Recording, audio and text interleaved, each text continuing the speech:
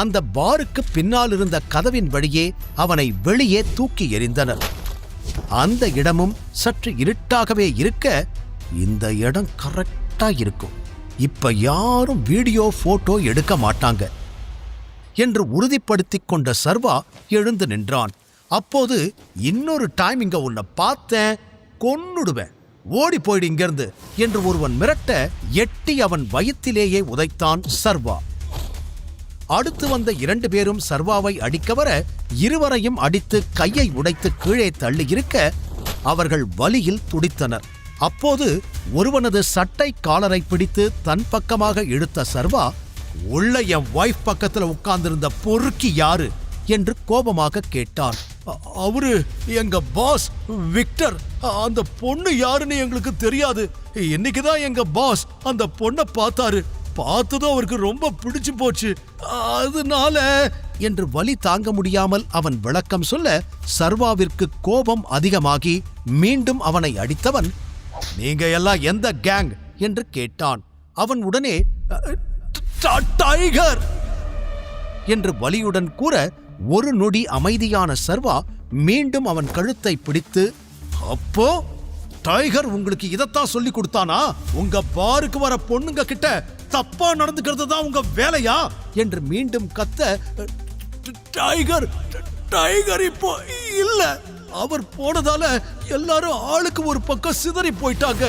யாரும் யார் பேச்சுக்கும் கட்டுப்படுறது இல்ல. தனித்தனியா நிறைய கேங் ஃபார்ம் ஆயிடுச்சு. ஆனா எல்லா கேங்கும் 2 லேபிளுக்கு கீழே தான் வரும். ஒன்னு ஆதிசேஷன், இன்னொன்னு சூர்யா. இந்த மாதிரி தப்பு எல்லா இடத்துலயும் நடந்துகிட்டு தான் இருக்கு. அங்கெல்லாம் போய் தட்டி கேட்க முடியுமா உன்னால என்று வலியில் பேச முடியாமல் அவன் பேசி முடிக்க, சர்வா ஒரு நொடி திகைத்தான். அப்பா இறந்ததுக்கு அப்புறம் இங்க நிறையவே மாறி இருக்கு, எல்லாத்தையும் சரி பண்ணணும் என்று மனதிற்குள் நினைத்து கொண்டவன், பிறகு எந்திரி என்று அவனை எழுப்பி நிற்க வைத்தவன், முதல்ல ஹாஸ்பிட்டலுக்கு போ, உன்னோட மெடிக்கல் பில்ல விக்ரமன் ஆபீஸுக்கு அனுப்பி வை, அவங்க பே பண்ணிடுவாங்க என்று கூறினான். அதில் மெல்ல எழுந்து நின்றவன் தன்னுடைய மற்ற 2 ஆட்களையும் எழுப்பிவிட்டு, இப்போ நீ என்ன சொன்ன? விக்ரமனா? உனக்கு அவரை தெரியுமா என்று சந்தேகமாக கேட்டான். இந்த நேரத்தில் தன்னை பற்றி கூறுவது சரியாக இருக்காது என்று யோசித்த சர்வா ஒரு நொடி அமைதிக்கு பிறகு, நானும் டைகர் டீம்ல ஒரு ஆள் தான், மற்ற டீட்டெயில்ஸ் எல்லாம் உங்களுக்கு இன்னொரு நாள் சொல்றேன், முதல்ல இங்கிருந்து போங்க என்று அவர்களை அனுப்பி வைத்துவிட்டு மீண்டும் பாருக்குள் நுழைந்தான்.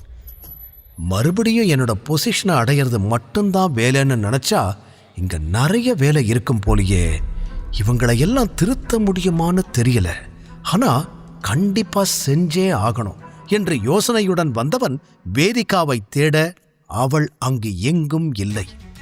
எங்க போனா இவ என்று பதறிய சர்வாவிற்கு இதய துடிப்பு அதிகரித்தது. வேதிகா எங்க போனான்னு தெரியலையே என்று அந்த பார் முழுவதும் தேடியவன் சிறிது நேரத்திற்கு முன்னால் வேதிகாவிடம் வம்பு செய்து கொண்டிருந்த அந்த இளைஞன் ஒரு ஓரத்தில் விழுந்து கிடப்பதை பார்த்தான். இவன் என்ன இங்க படுத்திருக்கான் என்று வேகமாக அவன் அருகில் ஓடி அவனை நிமிர்த்தியவன், உன்கூட இருந்த பொண்ணு எங்க, அவளை என்ன பண்ண என்று கத்தினான்.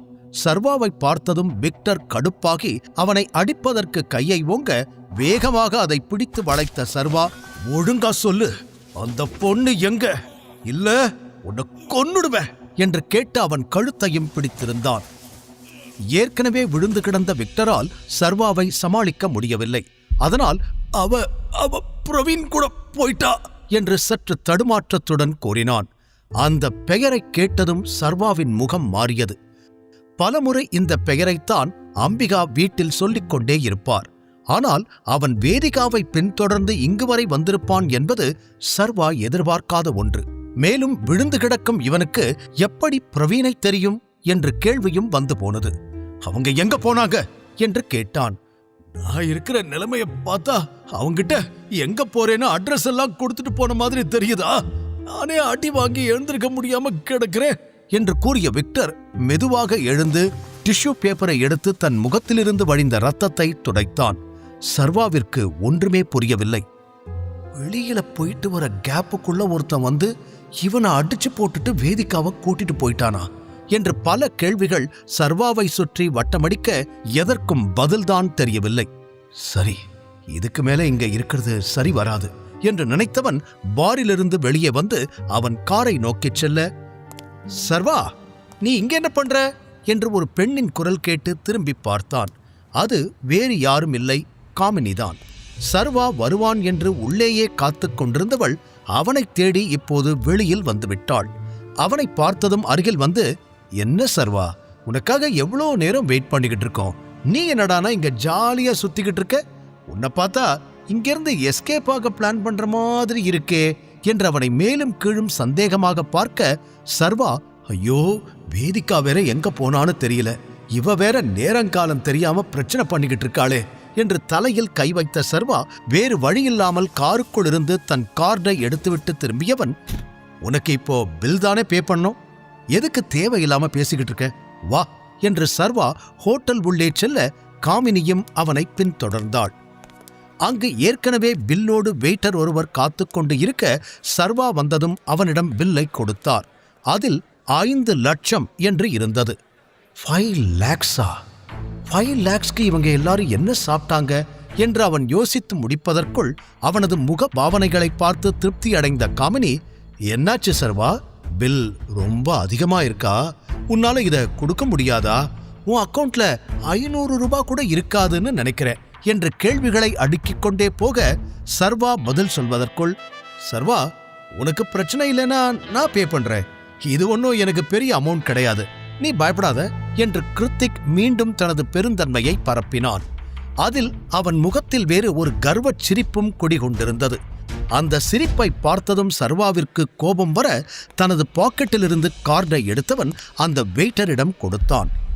அந்த கார்டை பார்த்த காமினி அதிர்ச்சியடைந்து, பிளாக் கார்டா, உன்கிட்டயா, இதை எங்கிருந்து வாங்கின, உனக்கு எப்படி இது கிடைச்சது என்று வேக வேகமாக பல கேள்விகள் கேட்டவள் அது உண்மையான பிளாக் கார்டா இல்லை ஏதேனும் டம்மியா என்பதை ஆராய ஆரம்பித்தாள்.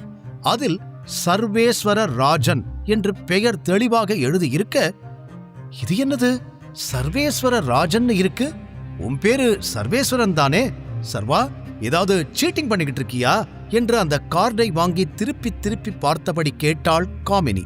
அவளை நிதானமாக பார்த்த சர்வா, அது என்னோட செகண்ட் நேம், நான் ஆசிரமத்தில் வளர்ந்ததால அவங்களுக்கு என் பெயர் தெரியாம வெறும் சர்வேஸ்வரன் மட்டும் கொடுத்துட்டாங்க, அதனால இப்ப என்னோட உண்மையான பேருக்கு நான் இதை மாத்தி இருக்கேன் என்று பொறுமையாக சொல்ல, அப்படியா, அப்போ உனக்கே உன்னோட அப்பா பேர் தெரியாதா, ஐ மீன் உன்னோட செகண்ட் நேம் தெரியாம தான் இவ்வளவு நாள் இருந்தியா, ஆசிரமத்துல இருந்தவங்களுக்கு தெரியலனா ஓகே, உனக்கு கூட தெரியாதா என்று வேண்டுமென்றே சிரித்துக் கொண்டு கேட்டான் ஜெகன். அதை கேட்டு சர்வாவிற்கு கோபம் உச்சிக்கே செல்ல ஜெகனை பார்த்து ஒரு முறை முறைத்தான். அதில் அனைவரும் அதிர்ந்து நின்றனர். பின் தன்னை கட்டுப்படுத்திக் கொண்டவன் விரக்தியான ஒரு சிரிப்பை உதிர்த்துவிட்டு, கிளாஸ்மேட்டை அடிக்கக்கூடாதுன்னு பார்க்கிறேன், எனக்கு என்ன நடந்துச்சோ, எது என் ஞாபகத்துல இருந்துச்சோ அதெல்லாம் உனக்கு இருந்திருந்தா நீ இந்த மாதிரி என்கிட்ட கேட்டிருக்க மாட்ட.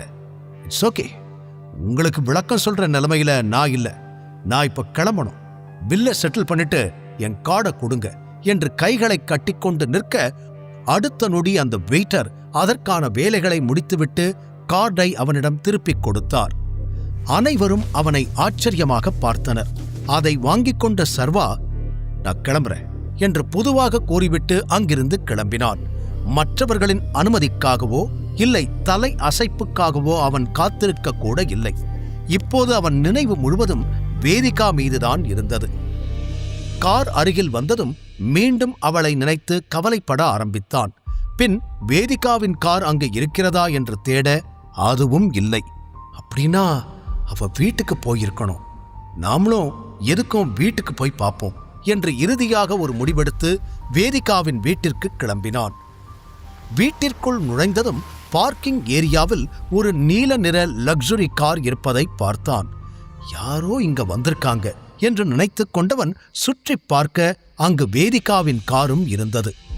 வீட்டுக்கு வந்துட்டா போல, நான் தான் தேவையில்லாம பயந்துட்டேனோ என்று ஒவ்வொன்றாக யோசனை செய்தவன் வீட்டிற்குள் நுழைந்த நேரம் அங்கு ஒரு வித்தியாசமான வாசனை வீசியது. இந்த வீட்ல இந்த பெர்ஃப்யூம் யாரும் யூஸ் பண்ண மாட்டாங்களே என மனதிற்குள் எண்ணியபடி அவன் உள்ளே வந்து சேர்ந்த நேரம், ரொம்ப தேங்க்ஸ் பிரவீன், நீ மட்டும் இல்லைனா இன்னைக்கு என்ன நடந்திருக்கும்னு எங்களால யோசிச்சு கூட பார்க்க முடியல. உனக்கு எப்படி நன்றி சொல்றதுன்னு கூட எங்களுக்கு தெரியல என்று குணசேகரன் குரல் கேட்டது. சர்வாவிற்கு வெளியிலிருந்து அவர் யாரிடம் பேசுகிறார் என்பதை பார்க்க முடியவில்லை. மொத்தமாக உள்ளே வந்த பிறகுதான் குணசேகரன் மற்றும் அம்பிகா இருவரும் ஒரு இளைஞனிடம் பேசிக் கொண்டிருப்பதை அவன் கவனித்தான்.